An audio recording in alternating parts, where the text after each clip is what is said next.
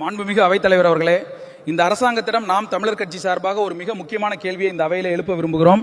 இந்த அரசு புதிதாக 8000 தனியார் மருத்துவமனைகளுக்கு அனுமதி வழங்கியுள்ளது.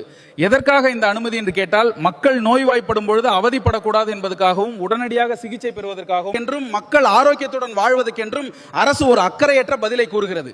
நிஜமாகவே இந்த அரசாங்கத்திற்கு மக்கள் மீதும் மக்களின் ஆரோக்கியத்தின் மீதும் அக்கறை இருந்திருந்தா, மக்களுக்கு நோய் வந்த பிறகு அதை சரி செய்யறதுக்காக மருத்துவமனைகள் அதிகரிப்பதை விட நோய்களே வராமல் மக்கள் ஆரோக்கியமாக வாழும் சூழலை உருவாக்குவதே ஒரு நல்ல அரசின் முதன்மை பொறுப்பாக இருக்கு. மக்கள் நல்ல உடல் ஆரோக்கியத்துடன் வாழ்வதற்கு தேவையான சுத்தமான சுற்றுப்புறம், சுகாதாரமான வாழ்க்கை முறை, தூய குடிநீர், மாசற்ற காற்று மற்றும் தரமான உணவு ஆகியவை தங்கு தடையின்றி அனைவருக்கும் கிடைப்பதை உறுதி செய்தாலே இங்கு பல்வேறு நோய்கள் பரவுவதையும் நோய்கள் உருவாவதையும் நாம் தடுத்து விடலாம். அதையும் மீறி வேறு ஏதேனும் வழிகளில் மக்களுக்கு உடல் நலத்தில் பாதிப்பு ஏற்பட்டால் அதை சரி செய்யும் அளவிற்கு அரசு மருத்துவமனைகளில் தரம் உயர்த்தி மக்களுக்கு இலவசமாகவும் தரமாகவும் மருத்துவத்தை கொடுக்கும் அரசுதான் நல்ல மக்களுக்கான அரசாக இருக்க முடியும். ஒருபோதும் தனியார் மருத்துவமனைகள் மக்களுக்கு மருத்துவத்தை சேவையாக வழங்காது.